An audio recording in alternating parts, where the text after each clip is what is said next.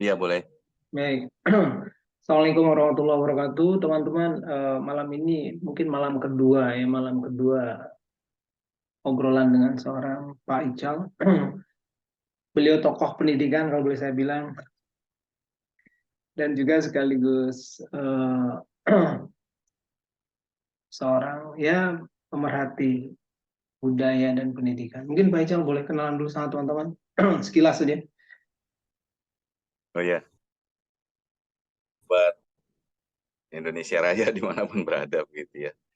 Saya Ical, nama lengkapnya Ahmad Faisal, tinggal di Bogor, kakek, cucu satu, 5 anak, satu tambahan anak begitu ya, menantu maksudnya. Itu saja. Baik-baik, Masya Allah. Baru dengar kabar sudah menjadi kakek, Pak Ical. Udah 3 tahun. Oh, Alhamdulillah. Ya, ya, baik. Ini langsung saya buka dengan pertanyaan saja, Pak Ijal. Ya, Mungkin beberapa yang mengenal Pak Ijal, mengetahui Pak Ijal, belum semuanya mengenal Pak Ijal. Mungkin kaitannya sama dengan sekolah Anissa, dalam hal ini adalah SMA Isada. Boleh Pak Ijal ceritakan bagaimana awal pertemuan Pak Ijal dengan sosok Ibu Rashid atau mungkin Bapak Rashid? Silakan. ya.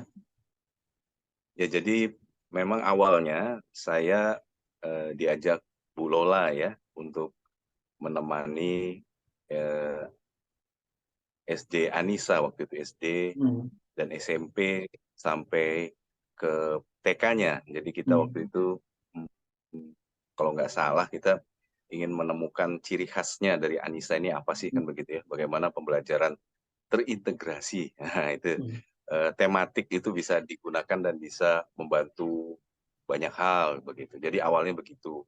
Di Anissa kita bantu guru-guru, nemenin teman-teman guru gitu. Kemudian setelah itu saya agak-agak lupa, tapi ada beberapa pembicaraan dari Bapak dan Ibu Rashid bahwa beliau mau mendirikan SMA gitu, dengan kualitas yang internasional begitu. Jadi yang betul-betul kualitasnya terbaik lah begitu ya.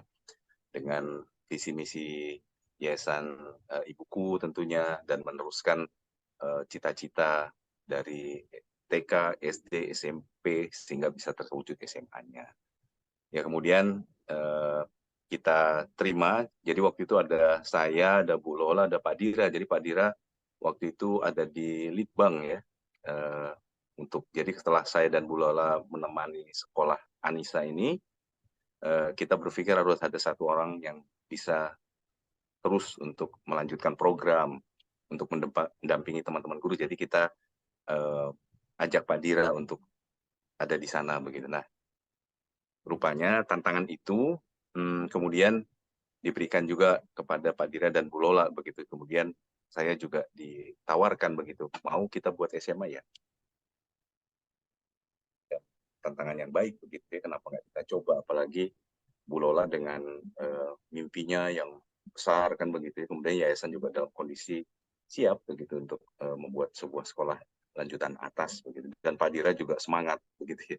Jadi itu asal muasalnya. Mau sambil batuk-batuk. Iya, yang baik. Semoga lekas sembuh. Baik-baik, Jal. Mungkin kalau Amin, boleh amin. tahu apa yang ada di benak atau mungkin pemikiran Pak Ical ketika mungkin pertama kali atau mungkin untuk beberapa kali mendengar begitu ya secara lisan ataupun terutama secara lisan ketika Bapak Rashid mengungkapkan keinginan untuk mendirikan SMA, apa yang ada di benak pemikiran seorang Pak Ical mungkin dari konteks analisis SWOT-nya, possibility, imposibilitasnya seperti apa? Eh, Tentu waktu itu yang terbayangkan adalah kita ingin membuat konsep yang baru begitu. Jadi Hmm. konsep yang berdampak dan juga memiliki kontribusi yang besar juga untuk bangsa begitu ya. Dan kita juga percaya bahwa dari pengalaman-pengalamannya Bu Lola, pengalamannya Padira, dan pengalaman guru-guru itu semua bisa kita ramu menjadi satu hikmah kebijaksanaan baru gitu untuk membuat konsep sekolah itu begitu. Jadi tantangannya ada, wah ini seru nih kita bisa bikin sekolah yang lebih asik begitu, lebih keren gitu ya, untuk lebih menyatukan dari semangat-semangat yang sudah ada sebelumnya. Gitu.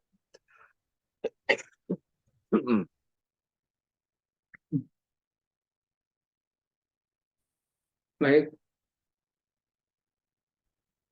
berarti sejalan ya Pak Ical ya berarti ya. Kurang lebih sejalan ya. Ya, Gayung ya, bersambut begitu ya. Mungkin ya. sepertinya ada semacam apa tindak lanjut dari pemikiran seorang Ibu Lola yang apa namanya kemarin kalau di wawancara saya sebelumnya beliau menginginkan sosok generasi yang secara secara apa ya secara lokalitas atau mungkin secara kedaerahan atau mungkin secara ya secara pribadi mungkin lebih tepatnya dia benar-benar paham lingkungannya dirinya Hmm. sebelum dia mampu bergerak secara internasional gitu. Jadi memiliki semacam identitas yang tidak hanya identitas mandi tapi memang identitas diri dan lingkungannya dan mungkin ini kemudian ditindaklanjuti oleh seorang Pak Ical bahwa ketika ingin membentuk sosok yang memang memiliki boleh dibilang apakah nasionalisme atau bukan semangat kedaerahan atau mungkin intinya adalah sosok yang memang memang punya kekuatan begitu. Tampaknya memang sisi tadi yang disampaikan Pak Ical integrasi tadi ya. Jadi belajar tidak hanya terpatok satu bidang saya tapi juga hal yang ada dalam lingkungan kita benar-benar kita kenali, kita kuasai sehingga ketika nanti bisa go internasional kita sudah kuat gitu, secara pribadi dan secara lingkungan. Seperti itu kira-kira Pak Ical. Iya, iya, betul. Pasti.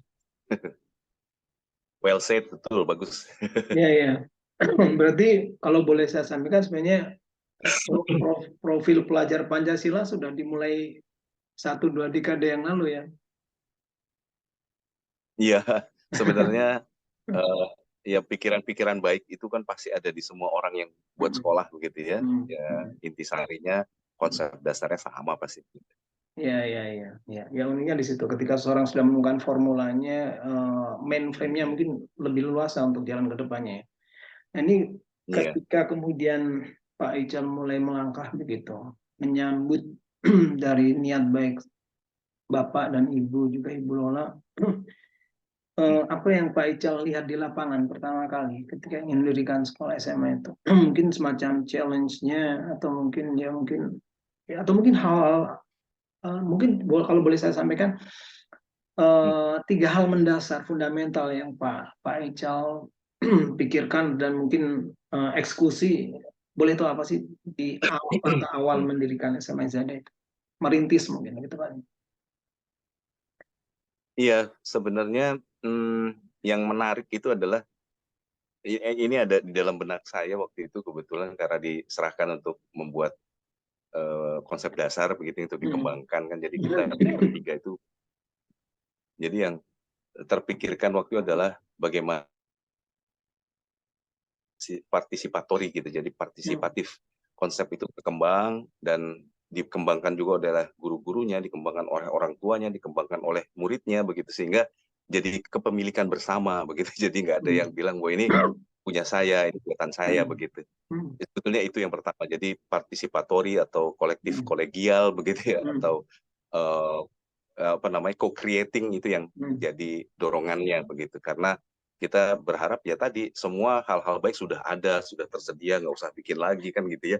Kalau bahasa peribahasanya nggak usah menemukan roda begitu karena sudah ada, tinggal gunakan dipakai lebih baik begitu ya. Jadi ya saya nggak bilang siapa kita konseptornya, nggak, kita menyediakan ruangnya. Jadi bahasanya waktu itu yuk kita bikin knowledge valley sama expression valley begitu, itu 2 nyawanya kan begitu. Jadi ada lembah ilmu pengetahuan, ada juga lembah ekspresi begitu, karena dulu kita berpikir bahwa mungkin anak-anak hal yang kurang diberikan tapi sering diminta begitu ya, diminta tapi nggak pernah diberikan begitu. Pikiran kami waktu itu ya tadi ekspresinya begitu ya masih belum dikembangkan sehingga masih tertahan atau meledak di mana gitu kan. Jadi kita pengen punya lembah ekspresi yang mereka bisa keluarkan semuanya, kemudian tapi kita lengkapi juga lembah ilmu pengetahuan yang semuanya terangkum gitu ya dalam visi misi Yayasan Islam Ibuku yang demikian mulia kan begitu. Jadi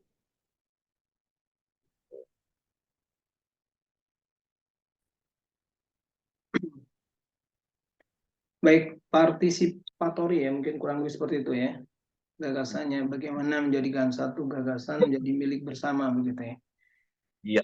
Bagaimana seorang Pak Ical mau berdialog, berbicara dengan para dewan guru ya. Karena ini kan merintis, memulai, artinya ada semacam, Hmm, kalau hmm, mungkin hmm. bahasa akademisnya ada trial and error, tapi saya tidak bilang trial and error, tapi paling tidak bagaimana meyakinkan teman-teman kita bisa untuk memulai gitu. Iya. Jadi bahasanya persis kayak sekarang nih. Jadi tuntas dulu baru merdeka. Hmm. Jadi kita harapkan mereka mengikuti beberapa rambu-rambu begitu. Jadi tetap nggak dibebaskan sama sekali, tapi kemudian baru bisa merdeka untuk berpartisipasi bersama. Jadi nggak throw bebas, nggak ada aturan begitu ya kan. Kita selalu begitu. Jadi tuntaskan dulu. Kamu ada kepentingan apa itu tuntaskan. Ini rambu-rambunya kan begitu. Baru kita main bareng, baru kita merdeka. Jadi berpartisipasinya ketika sudah punya ketuntasan yang sama gitu. Nah, ketuntasan ini yang kita bangun di awal gitu ya. Yang kalau dalam bahasa kerennya sistem gitu ya, tapi enggak begitulah gitu ya. Pokoknya ini ada prasyaratnya, harus syarat kecukupannya harus begini, syarat keharusannya harus begini. Untuk mau mengajar ada syarat kecukupannya, ada syarat keharusannya gitu kan.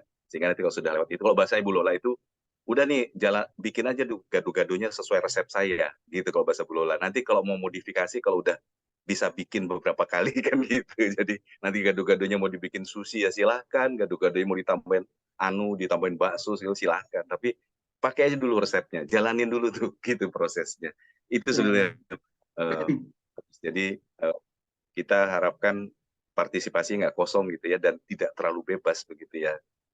Tapi partisipasi dari orang-orang yang sudah menuntaskan dan sudah siap untuk berpartisipasi begitu. Iya, iya, iya. Baik, saya mungkin melanjutkan dengan mungkin leksem bebas yang tadi Pak Ical sampaikan. Ya. Mungkin kalau dulu di awal-awal SMA Izanda berdiri ya, Hmm. fakta di lapangan adalah murid-muridnya ya, murid-muridnya Hmm. angkatan-angkatan awal itu mungkin sebagian orang menganggapnya sebagai itu tadi yang disampaikan bebas ya, tapi bebas dalam konsep persepsi mereka ya, melihat mungkin Ya. penampilannya Ya.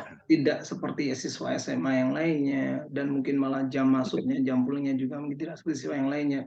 Ya. Bagaimana Pak Ical memahamkan konsep mungkin freedom seperti itu ke anak-anak, bahwa bebas, pasti saya yakin itu bebas yang bertanggung jawab, karena ketika pertama kali saya melihat anak-anak dengan penampilan rambut seperti itu, saya langsung teringat satu SMA di Jogja yang itu SMA memang non muslim ya, tapi wah, Ya. jangan-jangan ini memang ingin apa ya, menyandingkan dalam arti mereka bisa, kita juga bisa, bukan dalam arti kita ingin follower bukannya, tapi artinya kita mencari semacam benchmarking gitu, seperti itu. Bagaimana Pak Ica Ya. meyakinkan, terutama untuk siswanya ya, kita akan Hmm. seperti ini, tapi mereka tidak akhirnya kebebasan yang kebablasan seperti itu. Ya. Jadi memang anak-anak angkatan pertama ini boleh dibilang ya tadi anak-anak yang nggak kenyataannya memang ya ajaib lah buat bahasa kami begitu, anak-anak hebat begitu ya yang perlu diomongi dan perlu ditemani begitu istilahnya. Jadi kita harus berubah, bukan jadi guru tapi jadi fasilitator. Kita jadi teman tumbuh, teman belajarnya mereka, jadi teman lah begitu ya. Artinya sampai ruang guru itu jadi ruang favorit mereka begitu. Bahkan udah berapa 10 tahun lebih mereka keluar, mereka main ke Bogor ke rumah itu, mereka lupa sama program-program keren yang kita buat dulu begitu ya. Tapi mereka selalu ingat bagaimana dekatnya guru-guru sebagai teman begitu ya. Jadi yang masih ingat tuh kenangan di ruang guru, mereka bisa main gitar di sana, ada sofa mereka bisa duduk, dan ya itu mungkin ya yang kita pikir dulu kalau kita sekolah itu ruang guru daerah paling paling mengerikan begitu ya, tapi buat mereka itu jadi nyaman. Kebetulan juga ruangnya ada di tengah-tengah, jadi kayak interchange, mereka lewat sambil bisa mampir. Nah, untuk anak-anak ini memang satu hal yang kita kasih dalam tanda kutip kebebasan itu bukanlah bahwa mereka bisa mengatur ya, atau mereka bisa bebas setelah ada satu syarat begitu kan, misalnya kamu boleh gondrong kalau nilainya bagus kan gitu ya, kamu boleh gondrong kalau enggak, karena itu nggak ada hubungannya, kita sudah yakinkan bahwa itu nggak ada hubungannya sama attitude, itu nggak ada hubungannya sama IQ-nya begitu kan ya. Jadi yang harus dibatasi adalah tetap biasa adab-adab yang harus disepakati bersama gitu kan, kemudian bagaimana kita bangun kebaikan bersama di wasis perubahan kita, kan bahasanya wasis perubahan begitu. Jadi ada respect kepada diri sendiri, respect pada sesama, dan respect pada lingkungan. Jadi respect to myself, respect to others, dan respect to the place gitu bahasanya ya. Jadi ada 3 hal itu yang pelan-pelan kita turunkan. Kita nggak mau bikin aturan yang rigid begitu, tapi kita ingin bangun aturan yang bisa merubah kebiasaan-kebiasaan. Itu kerja keras kita. Memang nggak akan bisa dilihat cepat, tapi kami punya sistem kongkonya mentor begitu ya. Jadi ada guru mentor lintas kelas begitu, itu yang mereka memegang beberapa anak gitu. Di situ ada forum sharing, bahkan di situ terbukti pembelajaran lebih cepat tersampaikan begitu daripada di kelas begitu. Jadi forum sharing antar angkatan, dan gurunya kita pilih sesuai dengan anak-anak yang setipenya gitu ya. Anak-anak yang suka ngulang dan jalan-jalan ya gurunya kita pilih yang siap nemenin Sabtu Minggu kan begitu, yang senang melakukannya begitu. Jadi mentorship itu sangat efektif, dan disitulah dibangun nilai-nilai bersama. Jadi nggak rigid dan tidak perlu dituliskan. Walaupun secara administrasi akhirnya kita tulis begitu ya, tapi sebetulnya itu mereka ulang-ulang dan jadi kebiasaan. Memang orang akan kaget karena penampilannya kan begitu ya. Mungkin juga kelihatannya ya remaja seperti mereka sangat ekspresif sebetulnya, sangat ekspresif dan perlu disalurkan. Itu juga kenapa kita ada studio musik di bawah begitu, dan ruangan di bawah itu kita bilang expression valley. Di situ kita bisa mengekspresikan nilai-nilai, bisa baca puisi, bisa apapun begitu. Jadi ya menarik ya gitu, tarik ulurnya, membangun kebiasaannya begitu. Dan itu tidak instan. Kita tahu itu tidak instan karena kita juga tidak mau mereka pura-pura ikut begitu ya. Jadi kita juga nggak mau sekolah itu jadi showroomnya kebaikan yang dipaksain begitu. Jadi kita pengen mereka jadi diri mereka. Kalau ada masalah bilang help gitu ya, selesaikan, nanti kita bisa mentorship-nya begitu. Baik, Pak Ical, saya izin minum sebentar nih, agak serak. Iya, silakan. Iya, maaf. Iya. Air anget.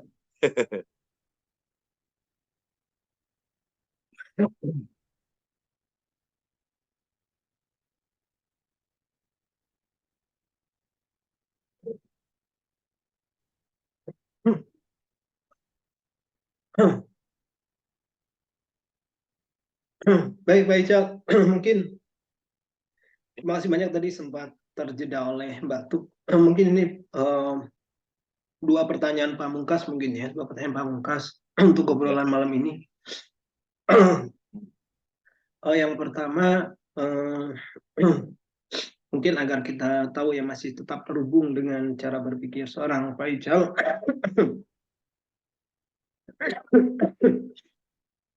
Dulu pertanyaan pertama, bangunan seperti apa? Bangunan dalam arti bisa diartikan secara fisik, bisa diartikan secara non fisik, dalam arti output alumnus atau mungkin cara mengajar, cara mendidik, cara belajar. Kalau boleh disampaikan dalam bahasa yang sederhana, SMA SDR itu SMA yang seperti apa yang Pak Ical dan mungkin teman-teman, kan saya yakin ini bukan cuma tadi Pak Ical, bukan gagasan seseorang, tapi gagasan kolektif ya, yang oleh Pak Ical, oleh Dewan Guru ingin bentuk seperti apa gambaran SMA yang diinginkan seperti apa. Kemudian yang kedua, ini mungkin kaitannya sama mungkin investor ya, investor dalam ini adalah orang tua ya. Bagaimana Pak Ical memberikan mungkin pendapat ya, kalau saya menyampaikan advice kayaknya khawatir menggurui ya. Pendapat bagaimana sih orang tua itu memberikan sudut pandang yang tepat bagaimana menggambarkan sosok sebuah SMA itu. Karena selama ini yang terjadi adalah umumnya SMA itu dikotak-kotakan gitu ya, menjadi hitam dan putih, negeri dan swasta, kemudian akademik dan OMPS. akademik. Bagaimana sih sebenarnya seyogianya sebagai seorang orang tua, bagaimana mereka sebaiknya berbicara dengan putra-putri mereka ketika putra-putri mereka akan melanjutkan pendidikan terutama ke jenjang SMA. Dari mana sebaiknya pembicaraan itu dimulai dan bagaimana sebaiknya pembicaraan itu dilakukan? Dua pertanyaan itu saja mungkin Pak Ical. Iya, semua itu terangkum dalam logonya SMA Izada sebetulnya. Ya, itu ada anak sebagai energi, saya sambil mengingat bentuknya gitu, tapi saya masih ingat apa. Kemudian ada sekolah sebagai pembangun energi bersama, kemudian ada rumah, jadi ada tiga serpihan begitu ya, yang tiga-tiganya membentuk sebuah oase begitu. Kita bilang oasis for changes atau oase perubahan. Jadi kita harapkan sekolah kita itu ya masih dalam platform visi misi yang sama begitu dengan yayasan sebagai generasi pelurus kan begitu, tapi kita terjemahkan disesuaikan konteksnya sesuai dengan kondisi anak-anak SMA dan ya orang tua. Jadi artinya kita terus berpikir bahwa sekolah dan rumah tidak pernah boleh terpisah begitu. Jadi orang tua juga kita ajak berpartisipasi. Jadi tadi partisipatori kan ya terjadi juga di orang tua. Jadi orang tua juga kita ajak ke dalam sekolah, anak-anak juga kita ajak juga untuk menjadi apa namanya energi di rumah dan di sekolahnya begitu. Jadi itu sebetulnya yang apa namanya yang kita bangun begitu. Harapan anak-anak ya sebenarnya kita nggak mau jauh-jauh, nggak mau rumit-rumit begitu, nggak mau susah-susah gitu. Kita pengen mereka menemukan jati dirinya begitu dalam waktu yang tepat dan baik sesuai dengan mereka. Jadi kalau bahasanya ya ada bakat yang harus ditemukan, tapi ada persistence yang harus mereka capai. Jadi bahasa Inggrisnya itu persistence trumps talent begitu. Jadi kesungguh-sungguhan itu bisa ngalahin bakat. Jadi bakat itu penting ditemukan, tapi tuntasin dulu kan gitu dengan ke persistence gitu, dengan ke apa namanya kegigihan kegiatan begitu. Nah itu yang kita inginkan mereka menjadi dirinya, tapi mereka melupakan tadi dua hal tadi, supaya mereka bisa damai dengan dirinya di waktu yang tepat. Itu aja sih sebenarnya, nggak muluk-muluk ya, makanya kita ingin mereka apa adanya, biar mereka kelihatan, semakin mereka bisa melihatkan warnanya yang berbeda-beda itu, kami sebagai fasilitator lebih mudah untuk mencari lensa yang tepat untuk membesarkan warnanya kan begitu, dan kita bisa ajak orang tua untuk sama-sama melihat tuh indah kan, keren ya kan gitu ya.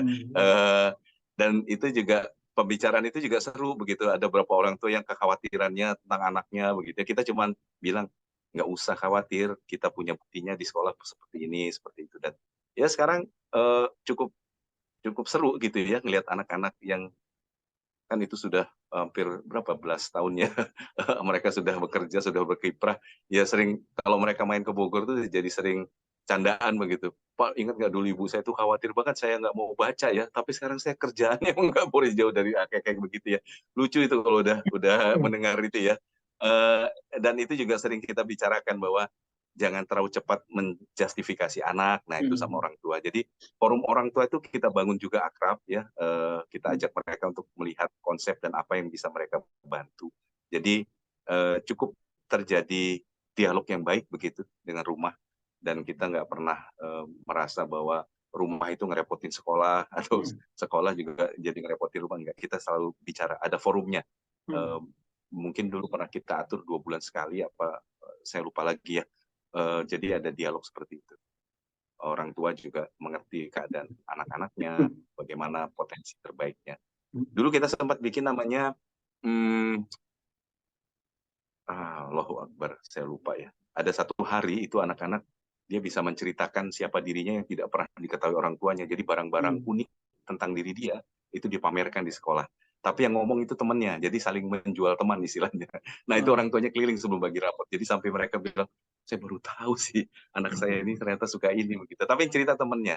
Nah itu sampai mereka berpikir, Pak Ical, kalau gitu kasih kami kesempatan dong orang tua juga bikin put seperti ini. Jadi kan ada put kecil-kecil lah dari meja sebetulnya untuk menceritakan profesi kita kayak gitu. Silakan gitu. Ini sekolah terbuka kan gitu. Dan mereka akhirnya nggak jadi, tapi jadi forum diskusi aja antara mereka. Jadi sekolah itu jadi hub juga untuk orang tua, sesama orang tua kita buka seperti itu. Itu sih Pak Awa. Jadi ya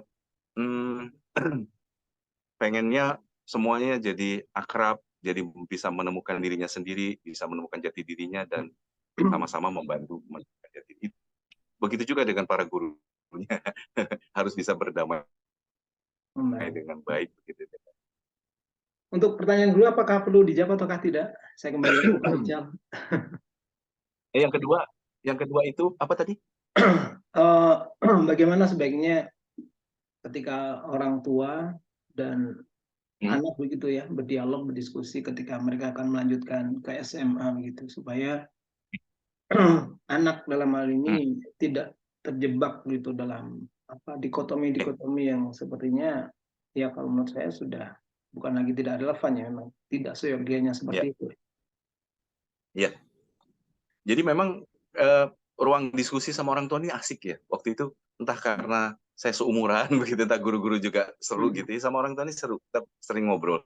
Jadi saya ini selalu bilang bahwa saya tokoh panutannya Profesor Andi Hakim, ya, bekas rektornya ITB ya, almarhum. Dia ini pernah punya ide bahwa anak itu jangan dipisah IPA IPS, tapi bagusnya dilihat bakatnya, mana yang siap masuk D1, D2, D3, S1 atau S2 begitu. Jadi mana yang bisa melanjutkan secara akademis, mana yang bisa langsung masuk jalur praktek. Itu harusnya SMA itu harus bisa melihat itu. Itu dorongan kita, makanya kita pengen temukan bakat anak-anak, mereka bisa berdamai, mereka bisa menemukan jati diri, itu dorongannya sebetulnya sih, bicara sama orang tua. Nggak usah dipaksain, dia nggak akan kuat, misalnya kan begitu ya. Atau dia akan lebih bersinar nih kalau di sini ini warnanya akan begitu ya. Nah, tapi kita nggak bisa karena nomenklatur pemerintah kan belum ada waktu itu, masih IPA IPS ya. Nah, tapi kami dari sekolah saya yang langsung ambil tanggung jawab, saya nggak pengen, dan kita terbukti alhamdulillah berhasil bahwa tidak ada stereotyping bahwa anak IPS itu lebih males dan lebih gampang belajarnya, nggak ada. Itu pilihan, begitu ya. Anak IPA itu lebih pintar, lebih keren, nggak ada gitu. Jadi nggak ada gengsi itu kita buat. Dan itu orang tua bisa menerima dan mereka sepakat. Anak-anak memilih itu berdasarkan saya mau apa. Dia udah punya roadmap untuk mencapai mimpinya kan begitu ya. Dan terus sebagai tanggung jawab saya sebagai kepala sekolah mengajarkan di kelas IPS how to think science, gitu. Science thinking kalau nggak salah, saya lupa begitu ya. Begitu di begitu anak IPA saya masuk saya bikin kelas namanya how social science thinker begitu. Jadi cara berpikirnya social science sama cara berpikirnya science. Jadi supaya mereka berpikir bahwa kita sama gitu, terhubung gitu. Jadi anak IPA saya ajarin cara berpikirnya social science kayak apa, anak IPS saya ajarin bagaimana cara berpikir science begitu. Jadi kan nggak ada bedanya, tapi kalau tools berpikirnya ada, bagus begitu. Saya senang begitu ya mengajar itu. Bahkan pernah ada saya ambil jadi guru geografi, saya kepala sekolah tapi saya bukan iseng ya, seneng aja mengambil geografi. Saya petakan di geografi ini kira-kira satu semester anak-anak ini harus mempunyai keterampilan berpikir apa. Oh, keterampilan berpikir A, B, C, D. Oke, saya ambil. Saya pikir keterampilan berpikir ini bisa dilatih pakai apa? Kan keterampilan berpikir nggak bisa dilatih tanpa konteks ya, tanpa dunia nyata. Jadi kalau ada orang bisa bilang, saya bisa ngelatih keterampilan berpikir tanpa dunia nyata, itu nggak mungkin gitu. Dia harus ada konteks, konten, dan kognitif begitu. Jadi kognitif itu terbangun begitu ada konteks yang nyambung dengan konten dan nyambung dengan kognitifnya. Jadi saya berpikir harus ada dunia nyata. Akhirnya karena cara berpikir dari 5 cara berpikir itu harus ketemu dan problematikanya harus kompleks sama seperti yang ada di buku begitu. Bahkan saya akhirnya pakai sungai di depan sekolah. Jadi ada sungai di depan sekolah. Itu project tanya mereka selama 2 bulan untuk menyelesaikan keterampilan berpikirnya. Kalau sisanya udah mereka suruh saya baca buku, baca sendiri aja. Nanti ujian pasti bisa. Asal keterampilan berpikirnya udah lewat tuh. Jadi dan itu terbukti bisa jalan ya. Eksperimen itu berhasil begitu, anak-anak nggak usah harus capek-capek ngafalin segala macam kan. Di sekolah kita juga ujian open book. Jadi untuk melihat apa namanya cara berpikir mereka itu sudah sampai nalar tingkat tinggi apa belum gitu kan. Kalau open book juga kan pertanyaannya berbeda gitu ya, bukan biasa-biasa lagi, bukan tahap knowing lagi, bukan tahap applying lagi, tapi udah tahap penalaran begitu. Jadi itu yang kita kembangkan. Jadi betul-betul Pak di SMA itu saya sebetulnya memulai yang sekarang sudah saya jalani itu bagaimana melatih kecakapan berpikir. Itu yang saya banyak belajar dari anak-anak muda Izada itu begitu ya, dari eksperimen yang bisa dilakukan di kelas. Jadi tadi nggak ada dikotomi. Jadi mereka milih IPA IPS itu sesuai dengan bukan passion ya, sesuai dengan arahan begitu. Dengan kan mereka belum punya passion, passion itu kan harus sakit dulu baru senang dengan sesuatu baru jadi. Jadi kan bahasa dasar passion itu pasio, penderitaan. Jadi kalau orang yang sudah menderita tapi dia masih senang di sana, baru dia namain passion begitu. Tapi kalau belum pernah menderita, dia bilang passion, bohong gitu. Jadi belum passion. Baru langkah yang menuju ke sana. Tapi itu diharapin tepat dan mereka nggak akan nyesel gitu kan. Jadi IPA IPS itu salah satu indikator baik lah bahwa mereka masuk IPS dengan pride, dengan pilihan gitu, IPA dengan pilihan gitu, bukan karena kata siapa atau siapa. Begitu sih Pak. Itu kecil, masih banyak kali saya udah lupa, bukannya banyak sekali sebetulnya dialog-dialog saya belajar dari murid begitu ya. Asik-asik sebenarnya. Baik. Terima kasih banyak Pak Ical. Mungkin sebagai penutup, kebetulan ini pengalaman tadi siang untuk menunjukkan fakta apa yang disampaikan oleh Pak Ical, bagaimana social thinker, scientific thinker. Tadi siang saya kebetulan jadi pengawas ujian, ada ujian salah satu bidang studi eksakta begitu. Anak membuat coret-coretan di kertas, tapi yang kemudian saya ya boleh dibilang agak sedikit haru dan juga sebenarnya bangga ya. Seseorang siswi ini kemudian dari kertas coretannya kemudian dia bentuk menjadi sebuah burung kertas. Bagaimana? Saya yakin anak ini pintar gitu, dan tapi dia masih punya imajinasi untuk menjadikan. Mungkin kalau sebagian teman-teman lebih coret-coretan langsung buang ke sampah, tapi dia membuatnya. Bagaimana seorang pemikir eksakta bisa berpikir secara artistik. Idealnya siswa kita seperti itu ya, bisa menghargai, respect, bahwa nggak ada yang sempurna, bukan nggak ada yang sempurna, kita satu, kita sama, nggak ada gagasan saya, nggak ada gagasan kamu, ada gagasan kita, kamu baik, saya baik, seperti itu. Luar biasa. Semoga kita bisa ketemu lagi di obrolan ketiga di Bogor ya, kembali Pak Ical. Boleh. Terima kasih banyak. Semoga bermanfaat. Terima kasih Pak Amo juga mengingatkan kembali banyak hal ini. Maaf setelah terjeda oleh batuk-batuk tadi ya. Semoga selalu sehat Pak Ical. Salam buat putranya. Amin. Sama-sama Pak Amo. Salam buat keluarga. Saya akhiri ya Zoom-nya. Assalamualaikum warahmatullahi wabarakatuh. Waalaikumsalam warahmatullahi wabarakatuh.